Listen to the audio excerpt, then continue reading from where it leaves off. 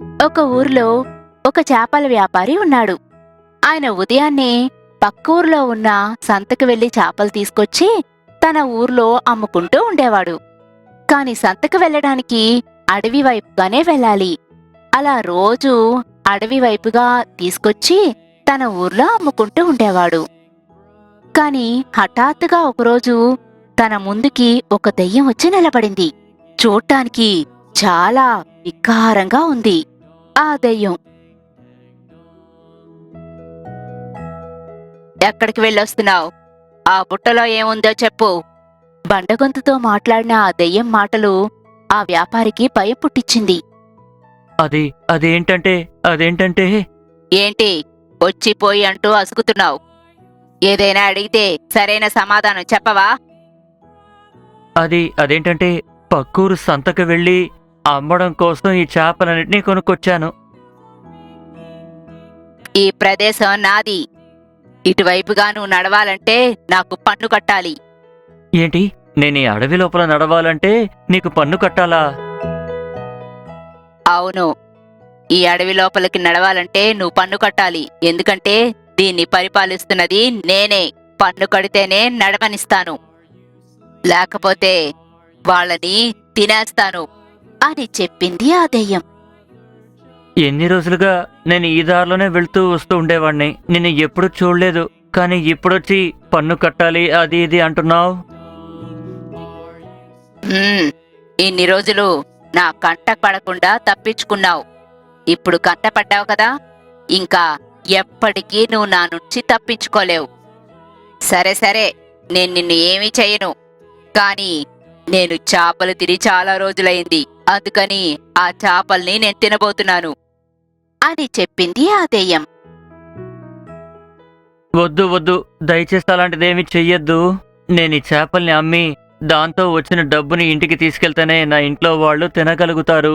అందుకని దయచేసి నా దగ్గరున్న చేపల్ని తినకు అని చెప్పాడు వ్యాపారి.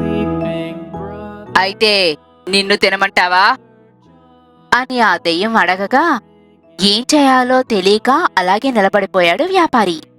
ఇక ఏం చేసేది లేదంటూ బుట్ట దెయ్యానికిచ్చి తినమనేశాడు. ఇక చేపలు తిని ఆ దెయ్యం ఇక నువ్వు వెళ్ళొచ్చు అని ఆదేశించింది.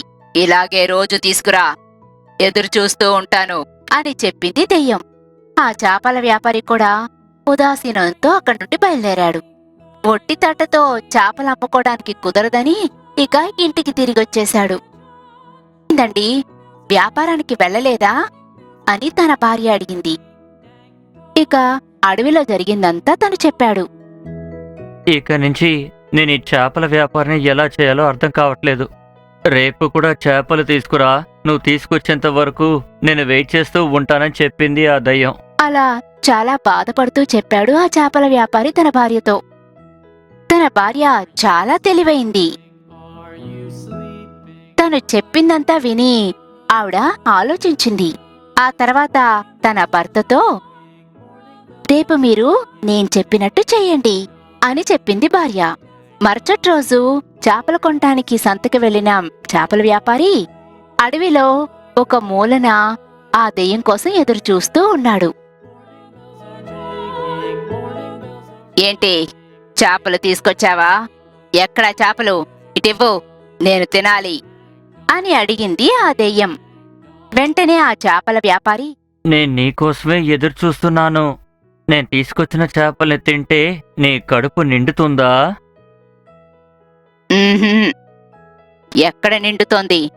ఏదో వేరే దారి లేక తెచ్చింది మాత్రమే తింటున్నాను. కాస్త దొరికినా చాలే అని సరిపెట్టుకుంటున్నాను. నీకు ఇంకా ఎక్కువ చేపలు కావాలా? అవును, కావాలి కావాలి.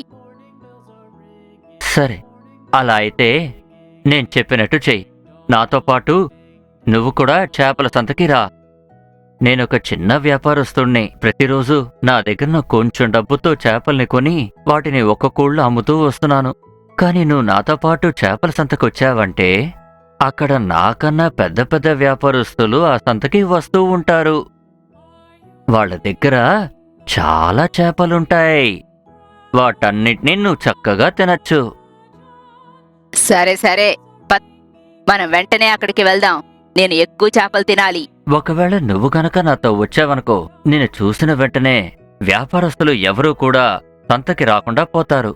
అందుకని నువ్వు ఎవరికీ కనిపించకుండా దీని లోపలికొచ్చి దాక్కో. చేపల సంతకు వెళ్ళగానే నేను దీన్ని తెరుస్తాను. అప్పుడు నువ్వు అక్కడున్న చాలా చేపల్ని తినచ్చు. అని చెప్పాడు ఆ చేపల వ్యాపారి. తను తీసుకొచ్చిన ఒక టిఫిన్ మూత తీశాడు ఆ చేపల వ్యాపారి. చేపలు తినాలన్న ఆశతో ఉన్న ఆ దెయ్యం వెళ్లి ఆ టిఫిన్ లోపల కూర్చుంది. వెంటనే ఆ చేపల వ్యాపారి కూడా దాన్ని మూసేశాడు. ఇక ఆ టిఫిన్ తీసుకొని బయలుదేరాడు. ఆ టిఫిన్ని వెళ్లే దారిలో ఒక నదిలో విసిరేసి ఇక సంతకి వెళ్ళిపోయాడు. ఇక ఆ తర్వాత నుండి ఆ అడవిలో ఆ దెయ్యం బాధ తప్పించుకొని హాయిగా వ్యాపారం సాగిస్తూ ఉన్నాడు. సంతోషంగా జీవిస్తున్నాడు.